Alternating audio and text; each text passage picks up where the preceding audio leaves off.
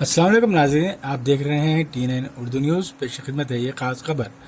امیر مقامی محمد عبدالعزیز کی اطلاع کے موجب جماعت اسلامی ہند شہر محبوب نگر کی جانب سے الماس فنکشن ہال میں عید میلاد پروگرام کا انعقاد عمل میں لایا گیا، جس میں بطور مہمان خصوصی جناب عبیداللہ کوتوال، صدر نشین اقلیتی مالیاتی کارپوریشن ریاست تلنگانہ، جناب محترم محمد عبدالعزیز صاحب، صدر movement for piece and justice, رکن شورا حلقے تلنگانہ جماعت اسلامی ہند، اور جناب محترم مولانا ناظر مظاہری صاحب، صدر جمعیت علماء محبوب نگر، جناب محمد خواجہ صاحب، ناظم ضلع محبوب نگر و ونپرتی، لکشمن گوڑ صاحب، ڈائریکٹر لمبنی اسکول، رام موہن صاحب، سماجی کارکن، تیلگو مخرج جناب محمد ایوب، رکن جماعت اسلامی جڑسلہ نے شرکت کی۔ ناظرین، آئیے ڈالتے ہیں اس پر ایک نظر۔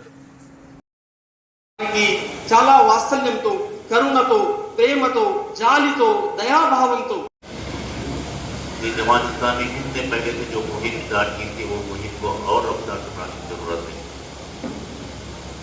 ہم نے سمجھے کہ حالات ہندوستان کے رک ہو جائیں گے، جو سب سے پوری دنیا میں سب سے اچھا خوبصورت اگر سے کوئی ہے تو ہمارا Hindustan. Our first Prime Minister, Mr. Jawaharlal Nehru, at the time he addressed the nation, a historical address.